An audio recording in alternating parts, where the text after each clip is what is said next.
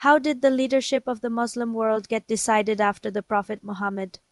The simple answer is, it got complicated. When the methods of election by those in power failed, a new rule emerged: might is right.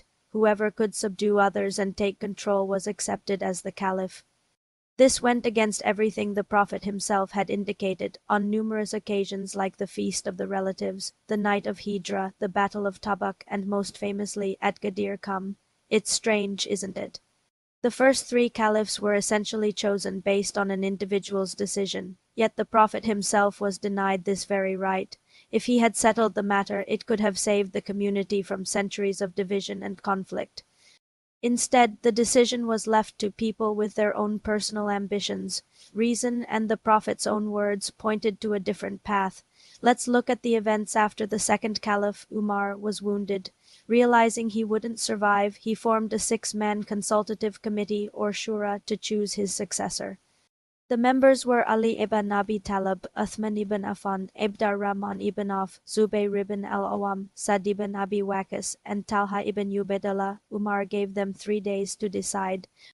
When asked for his opinion on each candidate, his assessment was revealing. He called Sa'd harsh-tempered. He labeled Abdurrahman the pharaoh of the community. Zubair, he said, was a true believer when pleased, but an unbeliever when displeased. Talha was the embodiment of pride, who would give the caliphate's ring to his wife. Uthman, he noted, cared only for his kinsman. And then there was Ali. Umar admitted he alone can run it on the right lines. Despite this admission, Umar didn't just appoint Ali. He set up the committee with rules that seemed designed to lead to a specific outcome. A person of ordinary prudence could see that the system was tilted in Uthman's favor. Why?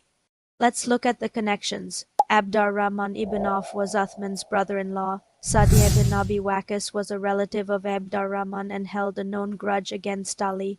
Talha was from the Taym clan, which had a rivalry with Ali's clan, the Banu Hashim, since Abu Bakr's succession. Even if Zubair voted for Ali, his single vote would be outnumbered. But the real masterstroke was the procedure Umar laid out.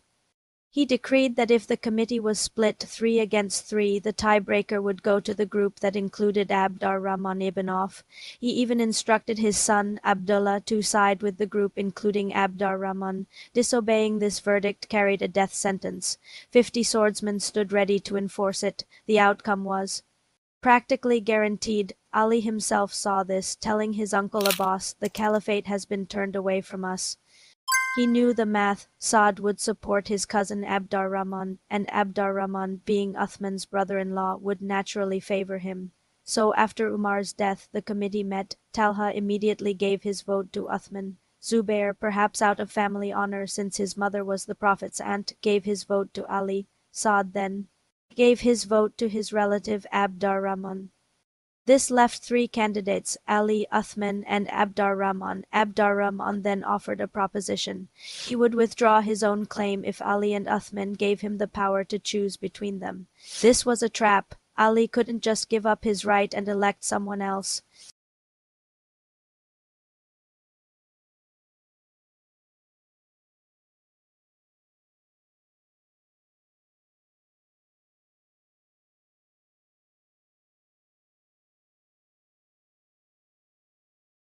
Ali's reply was firm. "I will follow the Book of Allah, the Sunnah of the Prophet, and my own findings." He would not be bound by the precedents of men when he could derive rulings himself. Abdurrahman asked 3 times and got the same answer.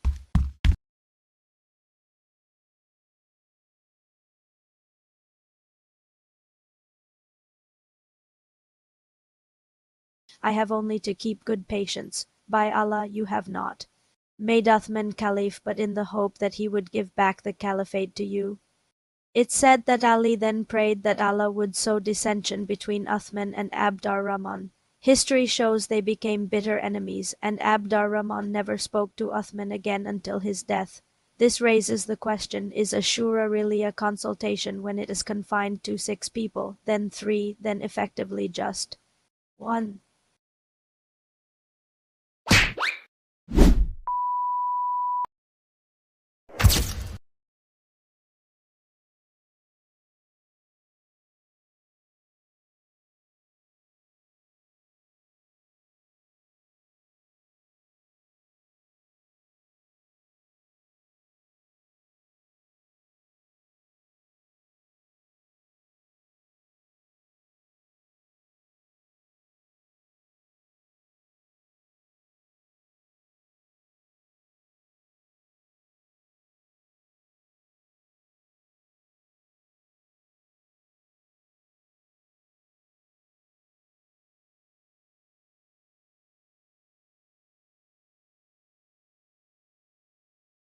Let me give you a few examples of how the public funds meant for the poor and the Muslim community were used.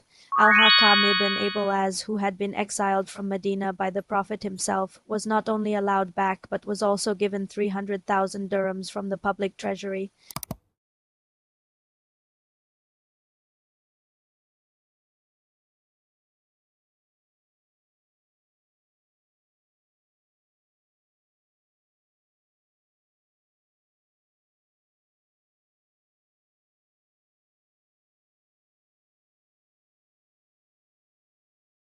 Fatima on the grounds that it was public charity. The list goes on. Another son-in-law received 100,000 dirhams. This period of history is filled with complex decisions and their far-reaching consequences.